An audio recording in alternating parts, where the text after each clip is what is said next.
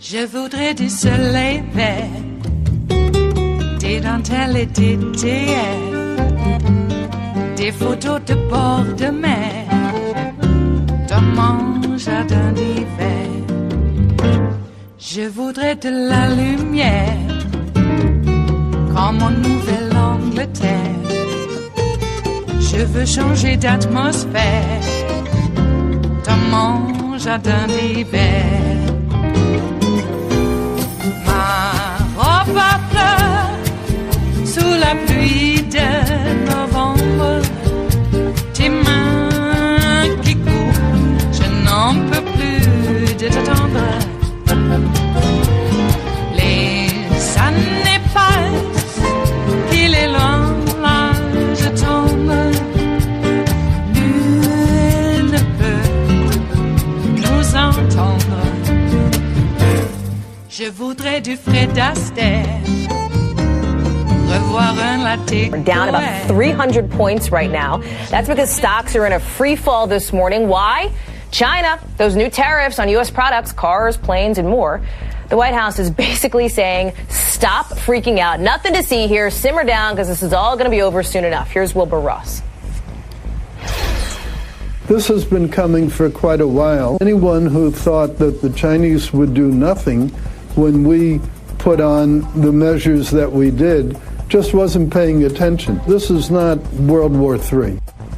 Okay, MSNBC's Stephanie Rule is back with us. I have a feeling, Steph, you might have some thoughts on that from Wilbur Ross. Anyone who thought that China was going to do nothing, 3 weeks ago, his sidekick, Peter Navarro, said other countries aren't going to do anything. They can't afford to. Well, guess what? He was wrong. China, the finance minister had said, we like American farmers. They're specifically retaliating against U.S. tariffs, and Wilbur Ross said it right. They've got their arithmetic right. They're going after Trump country, agriculture products, tobacco, beef, soybeans, and manufacturing, autos, planes. Boeing is leading the decline today. So this ad hoc tit-for-tat trade, let's call it it's not a war yet, but it's certainly a skirmish, is something we absolutely have to sneeze at. And when Wilbur Ross says he's surprised that the market has reacted like this, he's lying. Because people inside the White House told him this was going to happen. How long is this roller coaster going to go on, Steph, when you look at the numbers here? We'll see. I mean, Wilbur Ross, listen, volatility is not a bad thing for the market, but volatility means it's going to go down and then back up. If we now hit them with more tariffs, it takes us back to where we were after the Depression when we saw this kind of activity, and it only lengthened the Depression. Wilbur Ross says they're negotiating behind the scenes. I talked to people inside the White House who said there's no negotiating going on. Remember when we got out of TPP? We said we're going to negotiate something better. What is it? You make the point, too, and as we pull up that graphic again, I want to bring that back up of what exactly this is all about. Look at the one, soybeans, right? You know what states those are, Steph, and you mentioned this. These are states that voted in large part, when you look at the statistics, when you look at the numbers right here, in large part for Donald Trump, right? So the top 10 soybean-producing states, basically all but 2, are Trump country states. This has got to get the president's attention, one might imagine. You would think, here's the thing, though. No one wins a war. And the president himself said trade wars are good. They're easy. Wilbur Ross this morning said even shooting wars, which that's a ridiculous statement, even shooting wars end in negotiations. But you know what happens in those wars? Bloodshed and death. And we could avoid that. It is Thursday, the 5th of April of 2018, and you are in West Coast Cookbook and Speakeasy. I am your chef de cuisine, Justice Putnam, and our daily special is Metro Shrimp and Grits Thursdays. That's right. It could be a little bit of jambalaya, but it's definitely a bit of spice in your life. Oh my, oh my, oh my. Well, we here at Netroots Radio are fully prepared Well, we're getting fully prepared. We're almost fully prepared for the event. In the event that Mueller gets fired, we will team up with Daily Kos Radio, which we are already teamed up with. But we'll get David and Daily Kos personalities, as well as other personalities out there in the blogosphere that are friends of ours, and we'll give some live coverage, analysis, and whatnot in the event that happens. So I would say stay tuned. There is some word that could be the case, and since Mueller is, we got a story about some of the tactics he's using that should make Trump pretty darn, concerned. And if you're a mobster, and you think you're smarter than the cops, because all crooks think that they're smarter than the cops, you would do something stupid like try to fire this guy, not knowing that, you can kill a few of the ants, but the rest of the ant hill's still there. Yes. Or you could also use another analogy, and that would be the analogy of inertia. It's already moving. It's really hard to stop. As in the ship of state. Okay, I could go on, but let's not. Let's see. My Oregon governor is going to refuse Donald Trump's call to send our National Guard to the southern border to protect us from a marauding caravan of brown people making their way by the thousands, the millions, the billions, the trillions, microscopic brown people coming to our border. And they're going to invade. And we have to get our military down there to stop it. Except for one thing. As I mentioned yesterday, it is a human rights march. Happens every year. These people carry and drag the cross. And they do it for, hundreds of miles. And the march usually peters out. There might be, 4 or 5 that might take up the cause and march. But, that's later on. But Trump and Fox News have conflated this to some sort of invasion, when all it is really a religious ceremony during Easter honoring the trials of our Lord Jesus Christ before he was, nailed to the cross that he had to carry. So I guess somewhere along the line they don't get it. Or another more apt explanation was they don't want to get it. They know exactly what's going on, and they know exactly what tickles the lizard brains of their deplorable followers. Yes, they are. The neo-Nazi website Stormfront's going to close. It's going to shut down because the founder's wife is just a little tired of paying the bills. Okay, I'm telling you, the master race. These guys are, pretty darn masculine in their approach, but when it really gets down to it, the wife pays the bills. Now, I'm not saying that that's a bad thing. I'm just saying that it goes against a little bit of what I would call their ideology. At least as they like to ram it down your throat. Oh, yeah. The woman cyclist that flipped off Trump in his motorcade and she got fired by her company. Well, of course, she'd have to get fired by her company. She's suing. She's suing the law firm that she worked for. So that might ferret out to be something interesting. And of course, a nervous Washington is bracing itself for a trade war with China. I hate to tell you this. If you're bracing yourself, you should have braced yourself, because it's here. And who's going to get hurt? Well, as we said at the top here, Trump told his base, you really only hurt the ones you love. And that's what he's going to do. And he is. That is right. What else is on the menu today, other than the fact that when you get into a trade war with China, it's really just a nice way of saying to your base, I love you. I love you to death. Well, mobsters hate rubes. They hate the rubes. The rubes are the losers.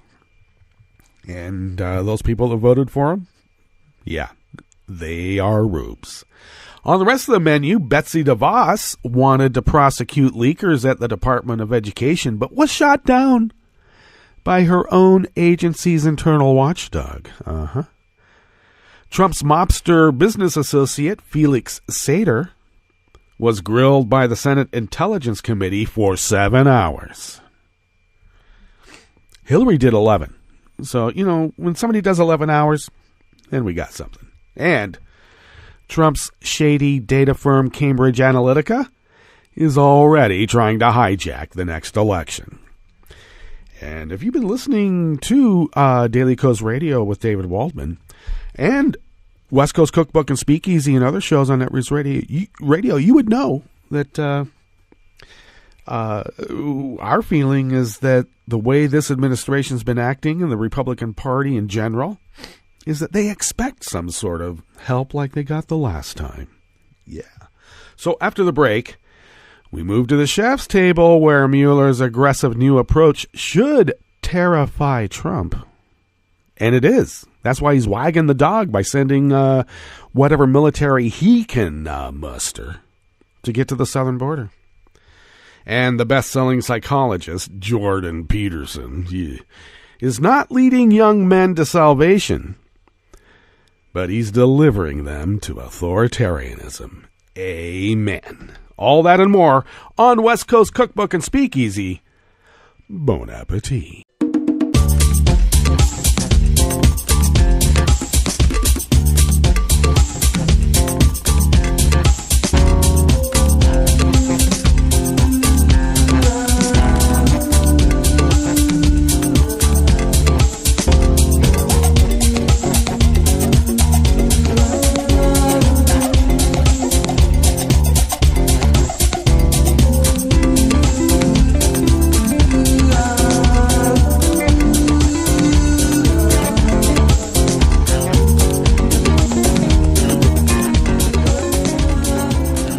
You go to the bottom of our homepage at netrootsradio.com. To the right-ish there, you'll notice the chat room link. Our rowing girl, Kelly Lincoln, monitors that. So if you have any requests, questions, concerns, or whatnot, I like that term, whatnot, Kelly will get back to you right away. To the leftish of the chat room link at the bottom of the homepage are the Contribute Donate buttons. And thank you for your generosity. That helps us pay our bills. We are truly unable to do this without you. And follow us at Netroots Radio on Twitter. Of course, we have a Facebook presence if you still want to do that. Follow me on Twitter at Justice Putnam. And also, I do post a show notes and links diary on Daily Kos. And so those are important. It's almost like homework, except I post that diary about 10 minutes before showtime. So you'll have to cram, okay? But the links are all there, and do check that out. Okay, so this first article is by Noor Al-Sabai out of Raw Story. Betsy DeVos, let's not forget, she's also the sister of Eric Prince. Yeah, Blackwater, or whatever he calls himself now. Jeez. And he's not even in the United States. Okay, Education Secretary Betsy DeVos asked the department's Inspector General if leakers could be prosecuted, and was told any case that came from such a complaint would be on shaky legal grounds. This whole idea of leaking, being a stool pigeon, a snitch. This is all the jargon of criminals and mobsters. Do we really need that in our body politic? These are not leakers. These people are reporting on the working of government. I wish we would stop using the jargon of mobsters. A snitch. Snitches get stitches. Sorry, but in a representative democratic republic, transparency is key to the workings of that construct, and it shouldn't be insulted with the rhetoric and verbiage of the mob. Please. Okay, back to the article. Reporting on an internal memo circulated within the department, the Washington Post yesterday noted that in response to DeVos' request, the IG's office told her that there's little grounds for doing so because the department doesn't have many guidelines governing how employees should handle information. Ooh, well, I think there's going to be some regulations now, and it's going to come straight from working with the mob. Do not go against the family, Fredo. While evaluating the incidents of alleged unauthorized releases of non-public information, we identified challenges to criminal prosecution or taking significant administrative actions against individuals responsible for the release of this type of information. Now, my middle name is Justice, and so I was born with the ability to translate lawyer speak. And really what they're saying here is they're telling Betsy DeVos, no, you can't prosecute somebody. You're talking about persecution. Okay? You want to persecute someone for reporting on the workings of government. So, Assistant Inspector General for Investigations, Aaron R. Jordan, said the department should implement stronger policies aimed at controlling unauthorized links and training employees on how to handle information. In doing so, Jordan wrote, department officials could more easily punish leakers in the future. Such a move, he wrote, may increase the potential for the IG's office to obtain a criminal prosecution in certain cases. Meaning, we don't have anything on the books now because we never thought that we would need, the law of the mob. For real, I mean, some people thought the mob was pretty well connected with government, but not to the extent it is now. And the IG is just saying, you put the regulations in, and we will persecute them to the fullest extent of whatever you say the law is. As a footnote, Jordan noted that any future guidelines must take into consideration whistleblower rights and protections because there may be times when what may be viewed as a leak or unauthorized release of non-public information could involve a protected disclosure. The kind that we used to call, or should be calling, reporting on the workings of government.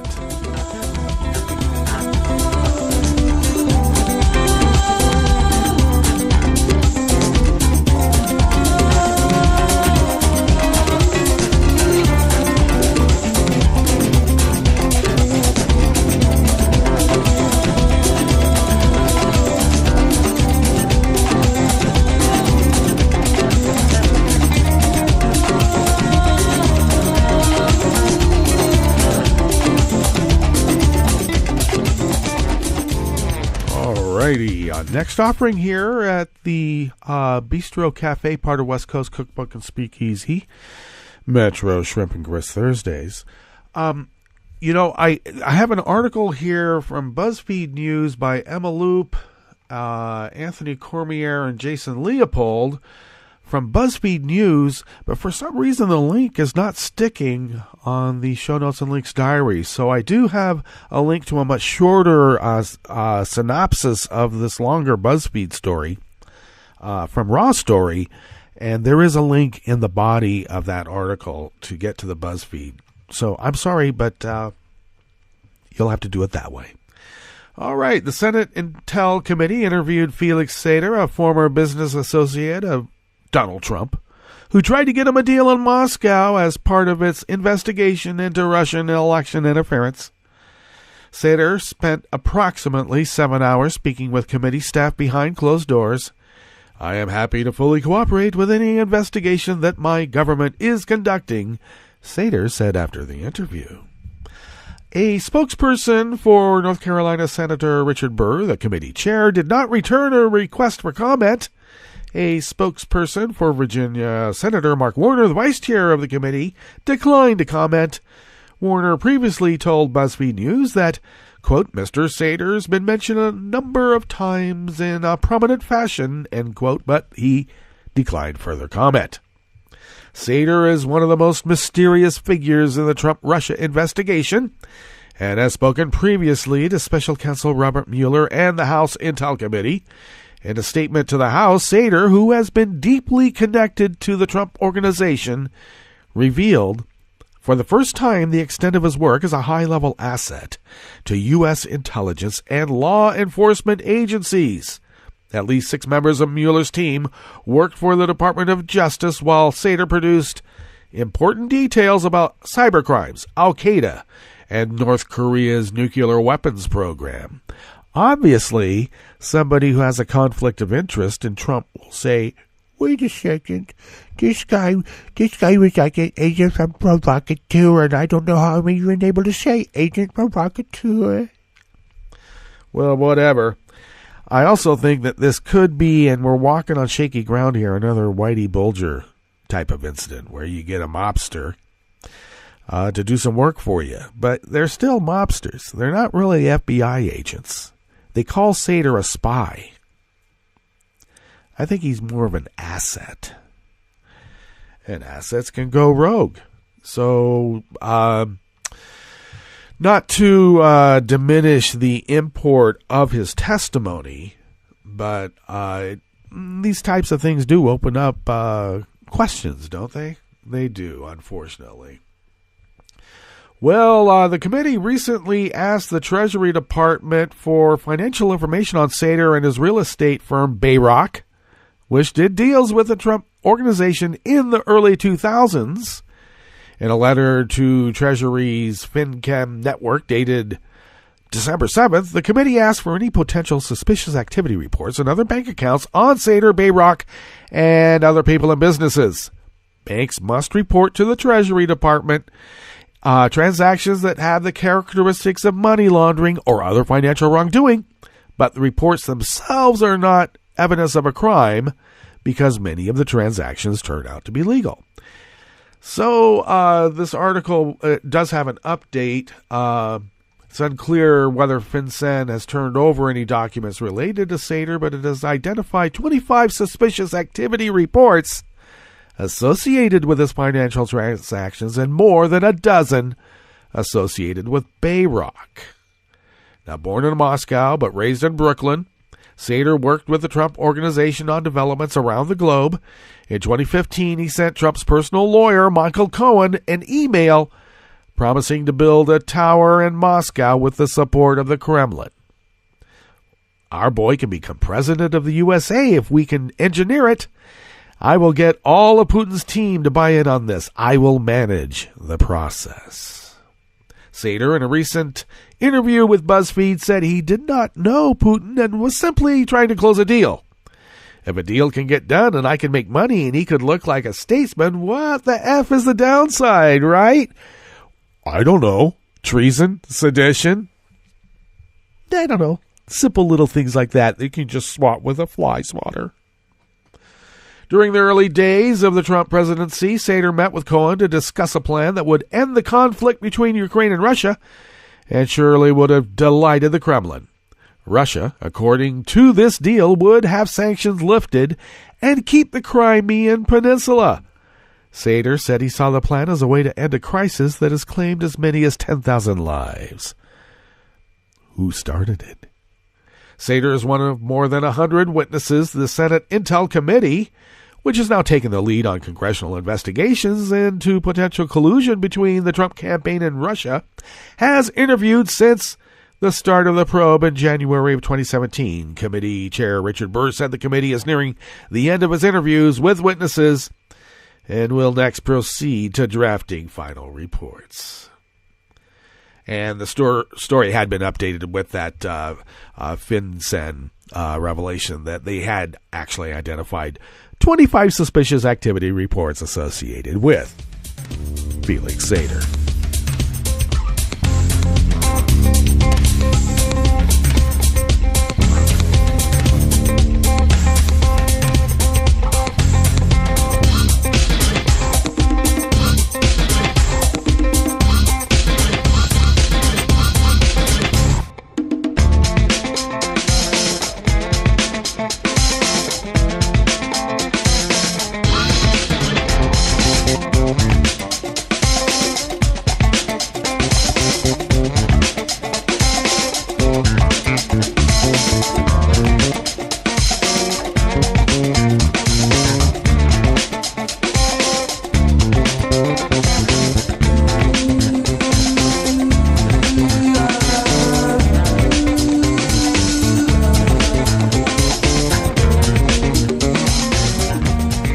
right, last offering here at the Bistro Cafe, part of West Coast Cookbook and Speakeasy, is by Carolyn Orr from Share Blue Media.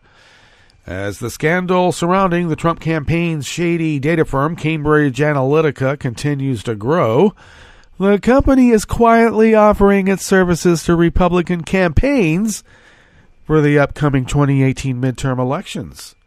Now, according to a report by Colorado-based ABC affiliate Denver 7, a Cambridge Analytica employee recently contacted the campaign of Republican gubernatorial candidate Doug Robinson, offering to help him win however we can.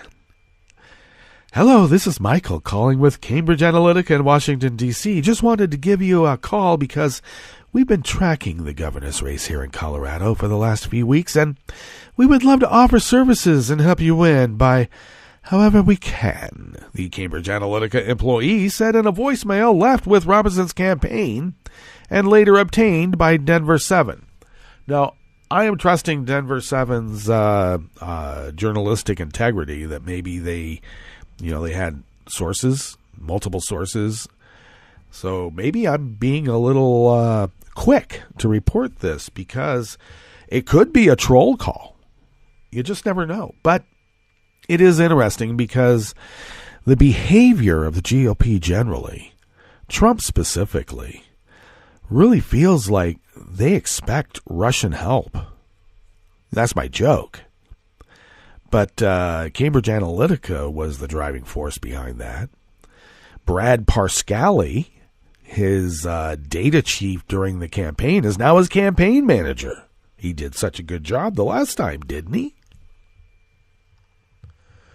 Okay. Well, Denver 7 noted the GOP-backed Senate Majority Fund used two Colorado political nonprofits to pay Cambridge Analytica nearly $500,000 in 2014 and 2015. Republicans successfully regained the majority in the Senate in 2014, the year when most of that spending took place. It has been going on for a while, hasn't it now? Gee, I'm shocked. Just 3 months ago, Cambridge Analytica CEO Alexander Nix, who has since been suspended amid the fallout from the unfolding scandal. It's okay, he just set up a little shadow company, but he's still on the payroll. Don't worry. He said the company was backing away from seeking work in America because these guys are liars. They know how to lie. I mean, they've tracked it. The data supports that if they lie, the rubes will believe them. Okay, the offer to Robinson shows that the data firm is still very much at work in America, actively seeking contracts with Republican campaigns ahead of the 2018 midterm elections, because they can't win just by, the issues and honest debate. They got to brainwash people and manipulate them like consumers. You really need this pet rock, don't you? You want that pet rock.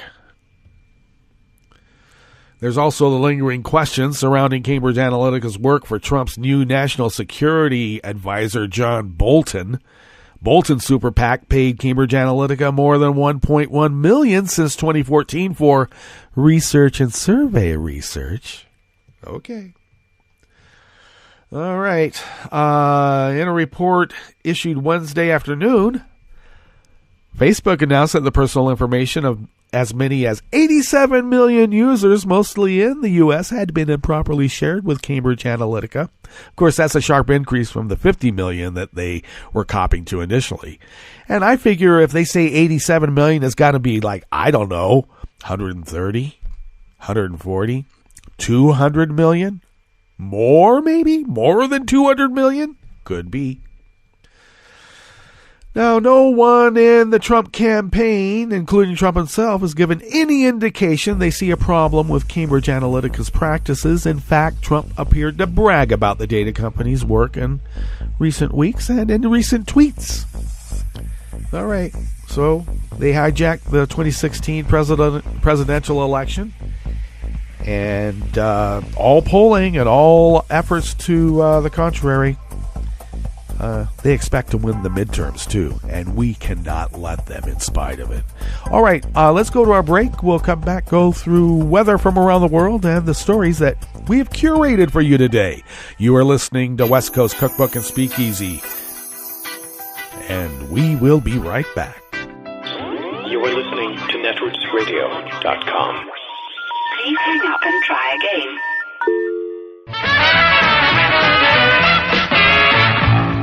From a point at sea to the circles of your mind, a new force is at work for planetary transformation. New radio for a new Earth.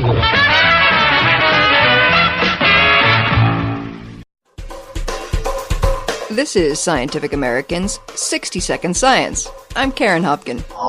Neanderthal walks into a bar. Bartender says, "Why the long, forward-projecting face?"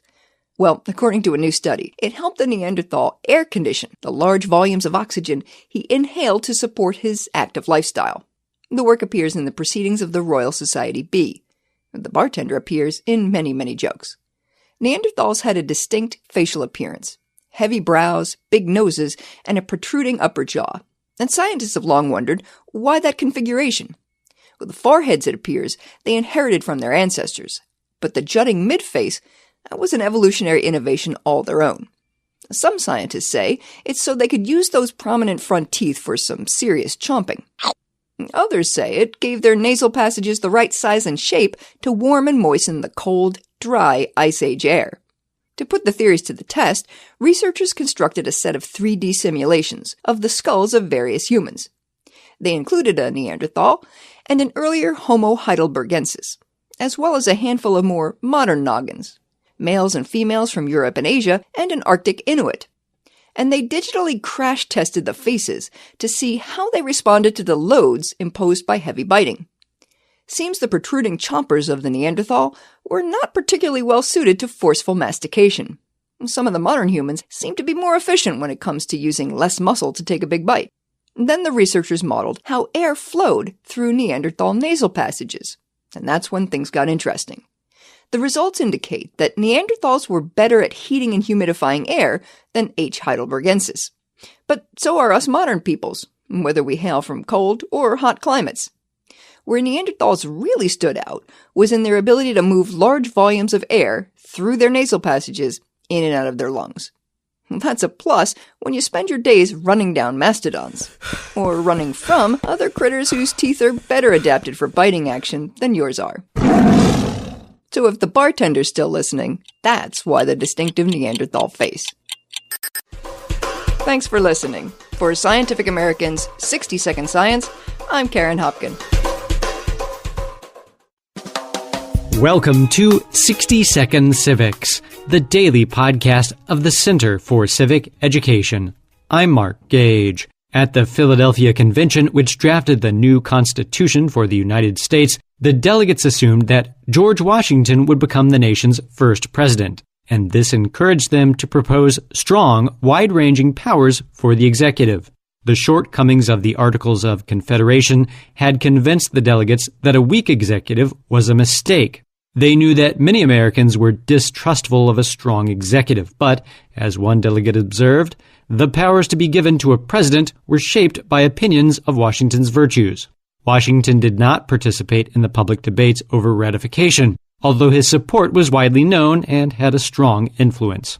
Privately, he urged for ratification, urgently explaining to anti-federalist Patrick Henry that it is the best constitution that can be obtained, and this, or a dissolution of the Union, awaits our choice. Anticipating the outcome of the struggle over ratification, he wrote to Lafayette, "A few short weeks will determine the political fate of America for the present generation, and probably produce no small influence on the happiness of society through a long succession of ages to come." That's all for today's podcast, 60-Second Civics, where civic education only takes a minute.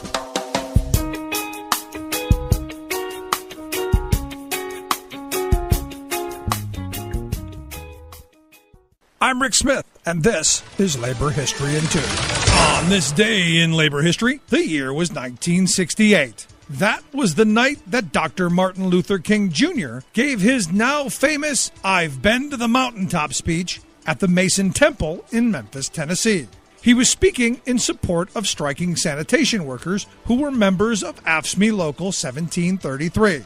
During his speech, he said, "Well, I don't know what will happen now. We've got some difficult days ahead, but it doesn't really matter with me now because I've been to the mountaintop, and I don't mind. Like anybody, I would like to live a long life. Longevity has its place, but I'm not concerned about that now. I just want to do God's will, and He's allowed me to go up to the mountaintop, and I've looked over, and I've been to the promised land. I may not get there with you, but I want you to know tonight that we, as a people, will get to the promised land." The next day, Dr. King was murdered by an assassin's bullet at the Lorraine Motel. In 2015, AFSCME President Lee Saunders wrote about the importance of remembering Dr. King's legacy to today's labor movement. Let's honor Dr. King by taking a page out of his playbook. Let's give workers the power to reshape our struggling economy and improve the lives of all Americans by negotiating better wages and benefits. Yes, unions are still the answer, the path to the middle class, for every American and not just African Americans. We follow Dr. King's path. We pursue his dream by organizing. It is the way forward for our union and the nation. Labor History in 2 brought to you by the Illinois Labor History Society and The Rick Smith Show. For more information, go to laborhistoryin2.com, like us on Facebook, and follow us on the Twitters at Labor History in 2. This is Solidarity News on Radio Labor. This is a Radio Labor special report recorded on Wednesday, April 4th, 2018. I'm Mark Boulanger. Teacher unions, especially in Africa, are growing increasingly concerned about the privatization of education in favor of profit-making corporations.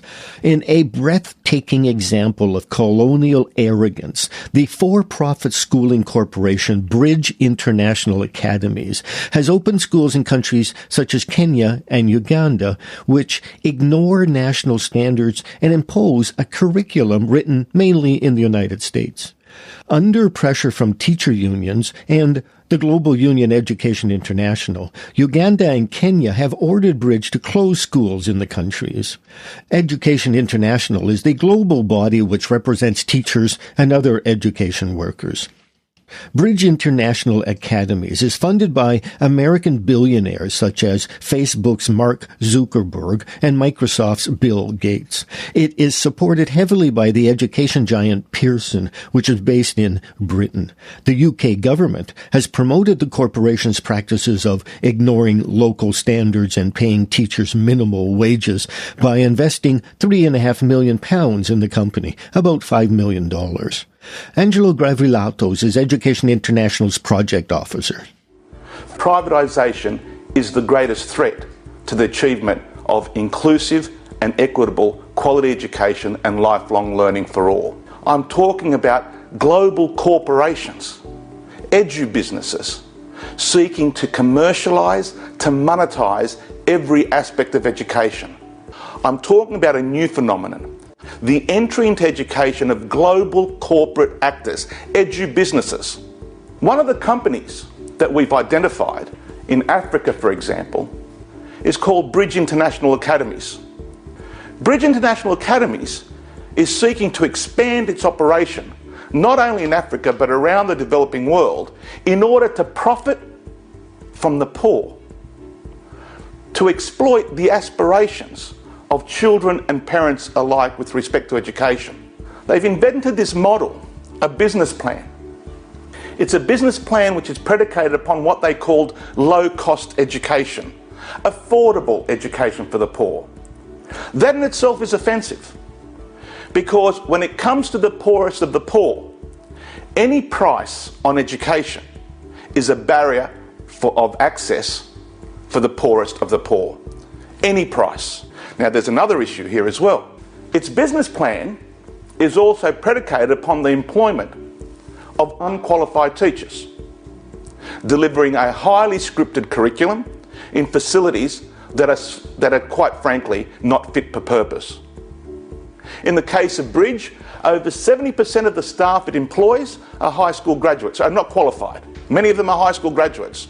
They're paid but a fraction of a teacher's salary, and hence they're able to increase their profits. Because of the fact that these graduates are unqualified, they've also developed a highly scripted curriculum, a curriculum that is identical in every setting, regardless of the background of students, cultural, linguistic and otherwise. The curriculum is so scripted that it is delivered via these unqualified staff reading word for word off an iPad. The instructions in the lessons also include, for example, now circulate around the room for 30 seconds. Now rub the board. Now tell students to close their books. That is not a high quality curriculum. It is a curriculum, in fact, that is developed far away from the country in which it is being delivered. It's being developed in the US, for example, in Boston, uploaded onto iPads and delivered word for word in Kenya, in Uganda, in Nigeria. Not at all sensitive to cultural and linguistic needs. Our campaigning has been to expose this, to expose it and halt it, and where we can, reverse it. And that's it. International labor news you can use.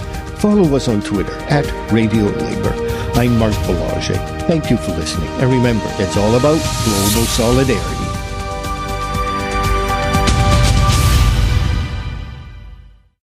From United Nations headquarters in New York, I'm Luke Vargas with your World in 2 minutes.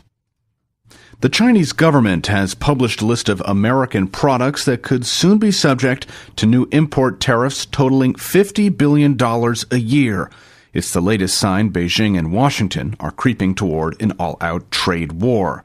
Some 106 U.S. products could be hit with 25% tariffs from China, among them U.S.-made cars and trucks and agricultural exports like soybeans. Deputy Commerce Minister Wang Shouwen told reporters Wednesday China was hesitant to fight a trade war because there are no winners in trade wars, but that if someone else insists on fighting a trade war, we will follow suit. U.S. financial markets sagged amid increasing U.S.-China trade tensions in early trading on Wednesday, and within certain sectors poised to bear the brunt of the new Chinese tariffs, the mood was even more grim. John Heisdorfer, the president of the American Soybean Association, bemoaned President Trump's punitive actions targeting China. Instead of tariffs, Heisdorfer said he wanted to explain to Trump how to, quote, reduce our trade deficit by increasing competitiveness rather than erecting barriers to foreign markets, but that after more than 3 weeks of lobbying to meet with Trump, his industry remained in the dark. According to the American Soybean Association, China purchases 61% of total U.S. soybean exports, and Heisdorfer said unless China's new tariffs can be thwarted, they'll have, quote, a devastating effect on every soybean farmer in America. Asked by reporters on Wednesday if China was attempting to undermine President Trump's support in the Midwest by targeting the soy industry, Deputy Finance Minister Zhao Guangyao seemed well aware of the soy industry's objections to Trump's trade policy, saying Beijing was very grateful American soy farmers were speaking out in the media against tariffs, even perhaps at their own expense. Luke Vargas, The United Nations.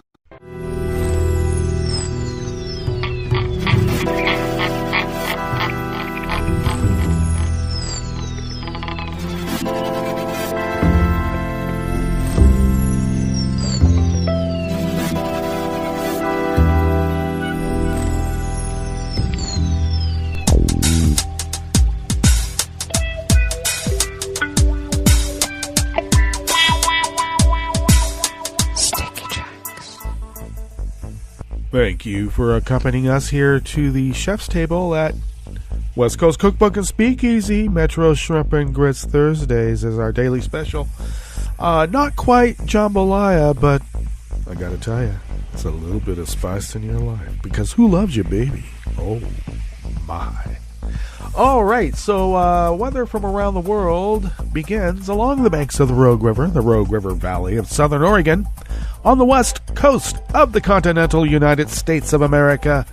It is currently 50 degrees Fahrenheit We are expected to have a high of about 58 to 60, a little bit cooler than what we had yesterday. We were in the mid-70s yesterday.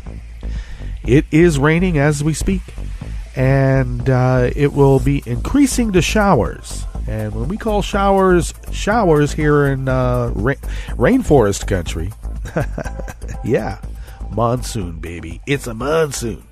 So winds are light and variable out of the east-southeast, about 2 miles per hour.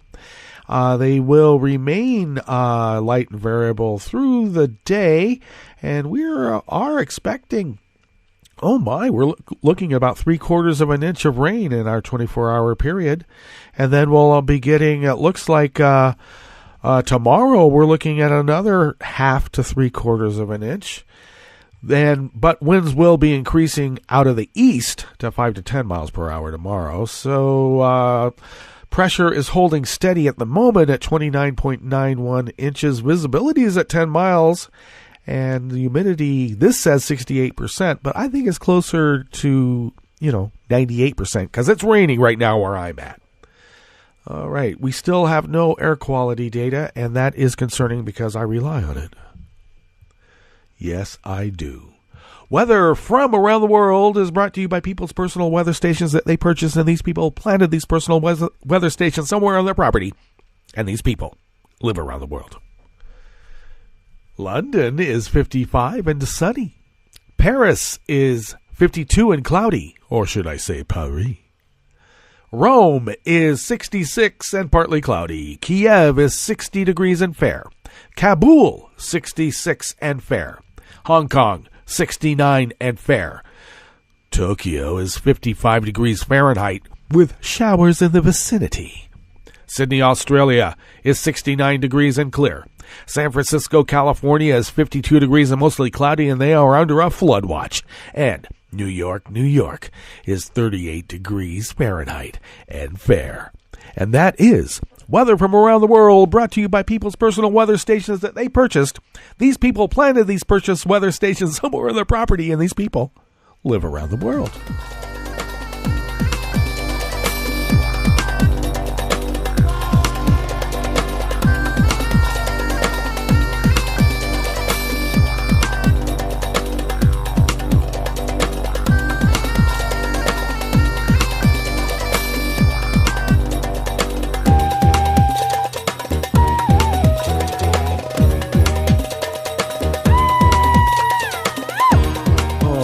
First offering here at the chef's table is also by Carolyn Orr out of Share Blue Media. If Trump took any comfort in Tuesday's report stating that he is a subject but not currently a target in Special Counsel Robert Mueller's Russia probe, he may want to reevaluate that position in light of these new revelations.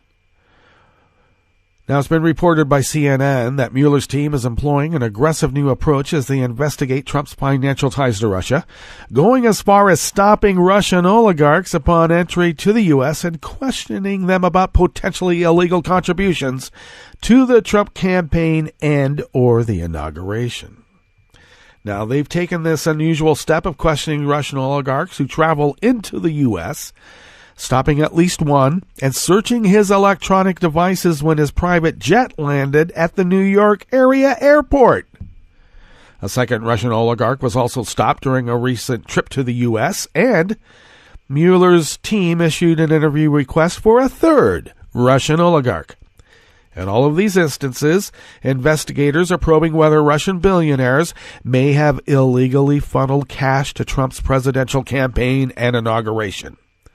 But it's also been noted that Mueller's interest in questioning Russian oligarchs reveal that his team has intensified its focus into the potential flow of money from Russia into the U.S. election, as it investigates Russian interference in the 2016 election and potential coordination with the Trump campaign.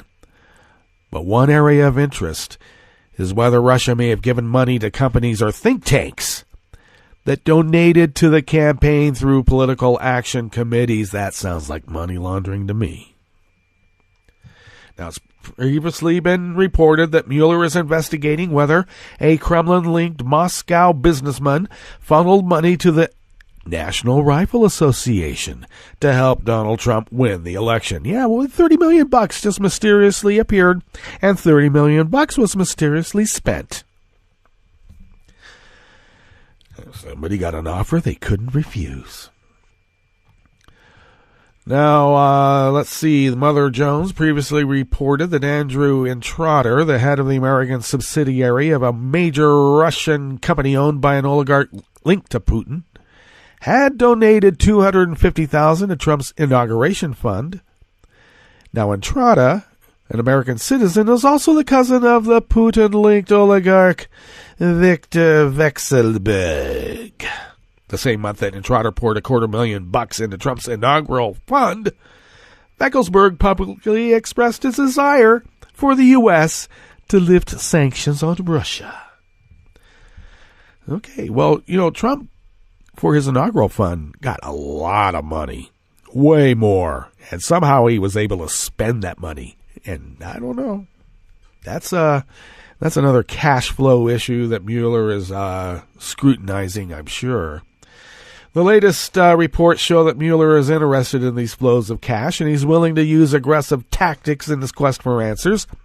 Trump may be able to dodge Mueller's interview request for now, but he cannot evade scrutiny, nor can he hide from the very, very long arm of the law.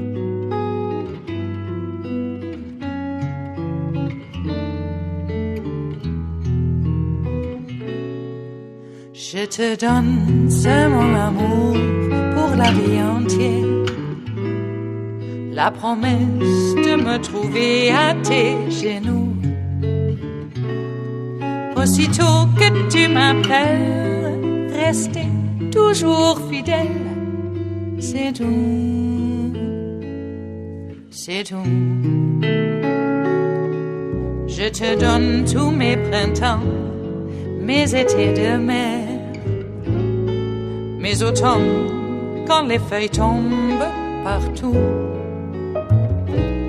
Si ce n'est pas une bonne affaire, je te donne tous mes hivers, c'est tout. All right, finishing up here at the chef's table at West Coast Cookbook and Speakeasy Metro Shrimp and Grits Thursdays is an essay out of Foreign Policy magazine by David Livingston Smith and John Cagg. Now, if you're not aware of Jordan Peterson, he's a Canadian psychologist, philosopher, political psychology, but he's a well-published and well-remunerated, I might add, author of, I don't know what to call them. Screeds?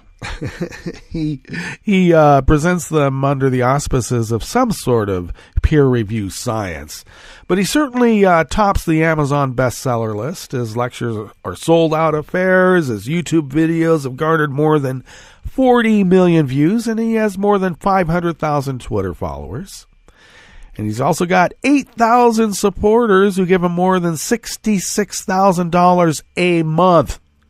A month. Or an average of an average of $10.93 each on Patreon. Wow. I don't know. Maybe we could tap into that. I need to write some sort of pseudo-psychology text. And, the thing is that for those of us who have a certain moral code that prevents us from, lying, it's hard to make money. It really is. So, what cracks me up about this particular guy is that he decries the spiritual crisis of the decline of masculinity in the West. Yeah, he's one of those guys. Yep. And what cracks me up is that people like David Brooks cites Peterson as being the intellectual of the moment for exactly this argument that we have a declining masculinity in the West. And when somebody like with manicured nails of a David Brooks decries the decline of masculinity, all he has to do is look at his own hands. I don't know. Was that wrong to say? I'm just saying that whenever the master race talks about being the master race, look at them. There's nothing superior about it, except in their own heads. And maybe that's why they have psychologists that prop up their idea of, oh, look, you're not just like a normal human being. You're an Übermensch. You're a Superman. And this guy does call upon Dostoevsky and Nietzsche and others. And I got to tell you, he kind of bugs me because he also cites Jung. And I usually don't look at Jung as being the harbinger of masculine fascism of the universal mind. I just don't. But he does have a way with the younger crowd of men who probably wonder, why am I not getting a date? And it's probably because, they lack a certain level of social grace, shall we say.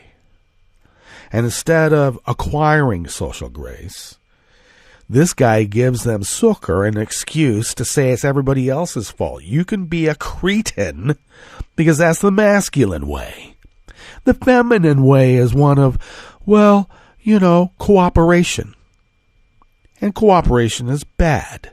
The masculine is all about conflict. Conflict is good because the cream rises to the top. Well, all I can say is that when they talk about the master race and the cream at the top, look at them. Just saying. So, the machismo is of a piece with Jung, but also a caricature of Nietzsche's philosophy, particularly the thinker's Übermensch, the Superman, who escapes the stultifying effects of a culture in decline. I am no man, Nietzsche once claimed. I am dynamite. Yep, dynamite. From the Greek dunamis, meaning power. That is what Peterson's acolytes are after. And it's no accident that one of his video lectures is titled, How to Rise to the Top of the Dominance Hierarchy. It's so two-dimensional. It's a comic book. It's even worse, it's professional wrestling in comic book form, and it's already a comic book. Well, it sells, though, and it sells lots. $66,000 a month. All right, well, good for him. All right, that brings us to the end of our broadcast period for the day, but Netroots Radio continues, and we do have live content throughout the day that will give you breaking news and when Mueller is fired, because I'm pretty sure it's a foregone conclusion. We will break into regular programming and follow it live with Daily Co's, Netroots Radio, and blogosphere personalities out there. Yes, some well-known ones, the usual suspects, however unusual they may be. All right. We'll visit with you tomorrow for Blue Moon Spirits Fridays, because we are all Nighthawks in the Diner of Life. So continue listening to Netroots Radio for the rest of the day, and we will visit with you tomorrow in West Coast Cookbook and Speakeasy. Bon appetit.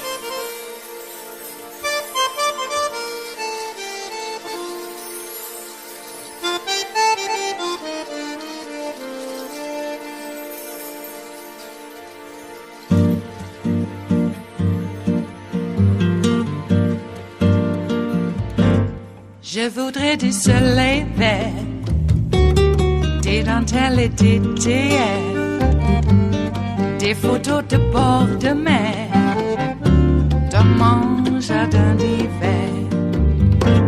Je voudrais de la lumière, comme en Nouvelle-Angleterre.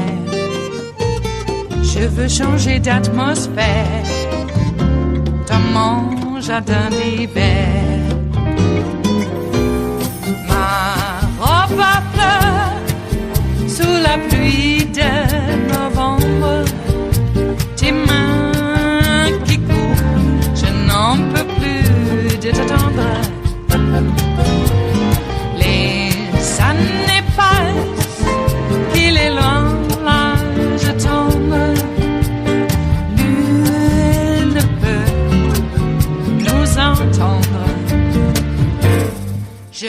près du Fred Astaire, revoir un latte coeur.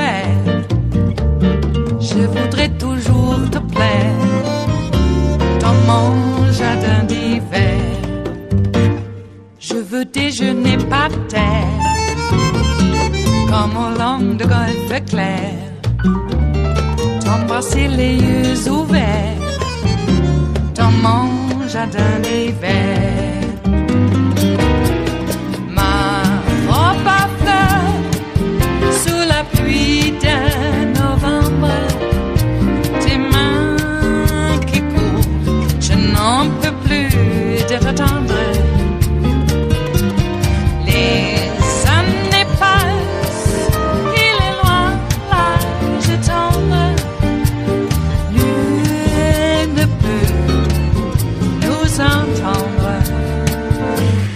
Ba-da-da-dum-di-da-dum, ba-da-da-dum-di-da-dum, ba-da-da-dum-di-da-dum, dans mon jardin d'hiver. Ba-da-da-dum-di-da-dum, ba-da-da-dum-di-da-dum, ba-da-da-dum-di-da-dum, dans mon jardin d'hiver. Dans mon jardin d'hiver, dans mon jardin d'hiver.